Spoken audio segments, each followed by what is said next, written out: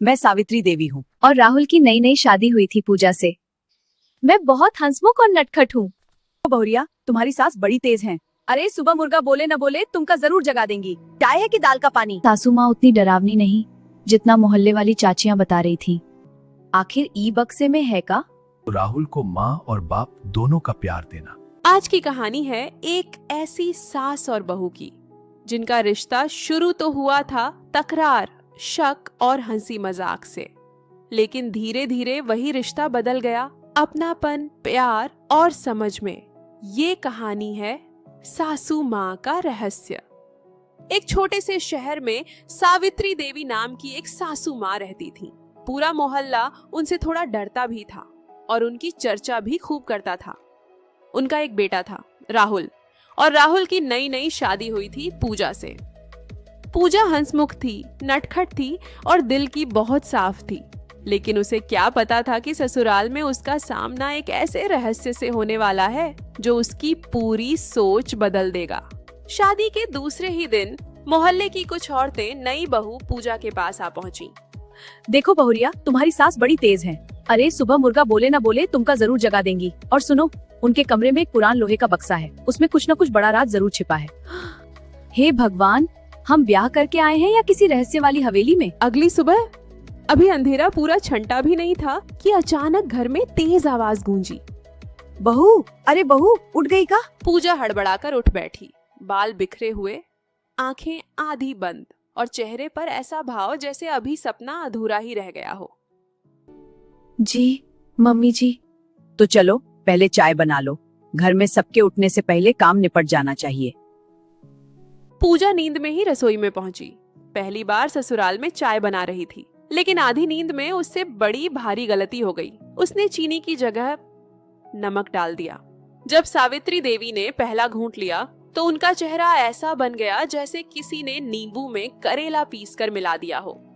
हे राम, ईका बना दिया बहू। माँ जी क्या हुआ, सब ठीक तो है? ठीक, चाय है कि दाल का पानी? मम्मी जी, गलती से हो गया। मम्मी, बहू कुछ नया प्रयोग कर रही हैं। तू चुप्पे रहो, ब्याह के बाद से बड़ा हंसोड़ बने फिरत हो। इतना सुनते ही पूजा की हंसी छूट गई।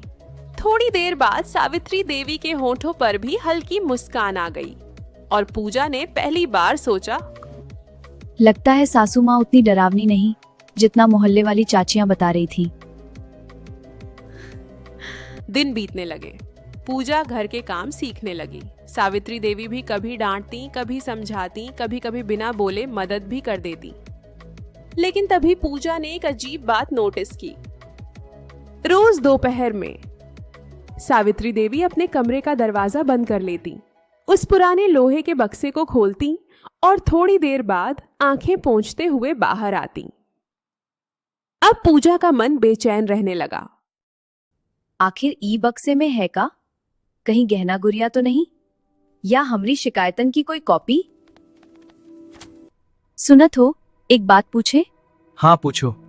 मम्मी जी रोज बक्सा खोल के रोती काहे हैं? हमका का पता, बचपन से देख रहे हैं मगर कभी पूछे नहीं। बस यही सुनते ही पूजा की जिज्ञासा और बढ़ गई। अब उसे हर हाल में सच जानना था। अगले दिन पूजा ने मन ही मन ठान लिया, आज सच्चाई जान के रहेंगे। ऑपरेशन बक्सा शुरू। वह दबे पांव सासू माँ के कमरे के दरवाजे तक पहुंची। धीरे से कान दरवाजे से लगा दिया। अंदर से आवाज आई, अरे ई भी नहीं, वो वाला कहाँ गया? पूजा का दिल धक धक करने लगा। उसे लगा सचमुच कोई बहुत बड़ा राज छिपा है। तभी पीछे से आवाज आई, अरे बहुरिया, दीवार से चिपक के का खोज रही हो? वो चाची, हम देख रहे थे कि दीवार में सीलन विलन तो नहीं है। अच्छा, अब सीलन कान लगाकर देखी जाती है का? पूजा का चेहरा लाज से लाल हो गया, लेकिन अब उसका शक और भी बढ़ चुका था। उस रात घर में सब सो चुके थे। पूजा पानी पीने उठी, तभी उसने देखा सावित्री देवी चुपचाप आंगन में खड़ी थी। वो आसमान की तरफ देख रही थी और फिर उन्होंने धीरे से कहा, काश आज तुम होते। ये सुनते ही पूजा के कदम वहीं रुक गए। उसके मन में 100 सवाल उठने लगे। ये किससे बात कर रही थी? क्या सच में उस बक्से में कोई बहुत बड़ा राज है? अगले दिन जैसे ही सावित्री देवी बाजार गईं, पूजा धीरे से उनके कमरे में पहुंची। कमरे के कोने में वही पुराना लोहे का बक्सा रखा था।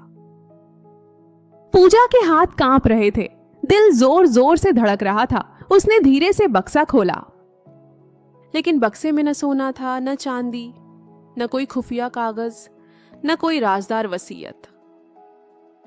उसमें रखे थे राहुल के बचपन के खिलौने, एक छोटी सी कमीज, एक पुरानी पारिवारिक तस्वीर और कुछ पुराने खत। पूजा ने कांपते हाथों से एक खत उठाया और पढ़ना शुरू किया। प्रिय सावित्री, अगर हम कभी तुम्हारे साथ न रहे तो राहुल को माँ और बाप दोनों का प्यार देना। इतना पढ़ते ही पूजा की आंखें भर आईं। उसे समझ में आ गया, ये खत उसके ससुर जी के थे, जो राहुल के बहुत छोटे रहते ही दुनिया छोड़ गए थे। और सावित्री देवी रोज यही खत पढ़कर अपने बीते दिनों को याद करती थी। तभी पीछे से एक भारी आवाज आई। बहू, पूजा के हाथ से खत नीचे गिर गया। वह घबरा कर पीछे मुड़ी। दरवाजे पर सावित्री देवी खड़ी थीं। मम्मी जी, हमसे बहुत बड़ी गलती हो गई। बिना पूछे बक्सा नहीं खोलना चाहिए था। कमरे में कुछ पल के लिए पूरी चुप्पी छा गई। कोई बात नहीं बहू, शायद अब समय आ गया था कि तुम सब जानो। सावित्री देवी की आंखें भर आई थीं। उन्होंने धीमी आवाज में कहना शुरू राहुल किया। बहुत छोटा था जब उसके बाबूजी चले गए। तब से हमने उसे अकेले पाला। दुनिया के सामने हमेशा मजबूत बने रहे, पर इस बक्से में हमारा पूरा बीता जीवन बंद है। जब जब मन भारी हो जाता है, हम यही खत पढ़ लेते हैं। पूजा की आंखों से भी आंसू बहने लगे। वह धीरे से सासू माँ के पास बैठ गई। मम्मी जी, हम तो समझते रहे कि आप बस हर बात पर डांट देती हैं। हमका क्या पता था कि आपके अंदर इतना दुख छिपा है। अरे बहू, डांटते तो हैं, पर दिल से बुरे नहीं हैं हम। दोनों की आंखों में आंसू थे और होठों पर एक छोटी सी मुस्कान।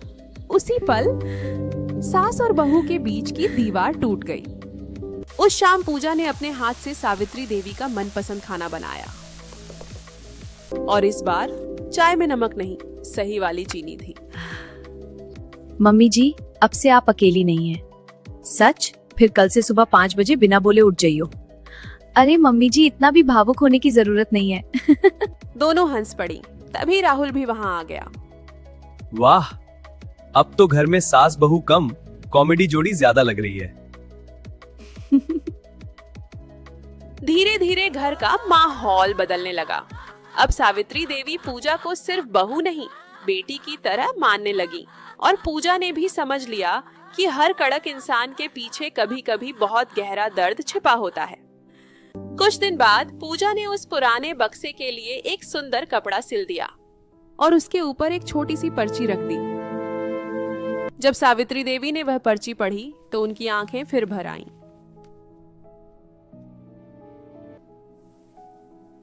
बहू नहीं, बिटिया हो तुम। और आप सास नहीं, हमारी दूसरी अम्मा हो। ठीक है, हम तो इस कहानी में बस साइड हीरो बनकर रह गए।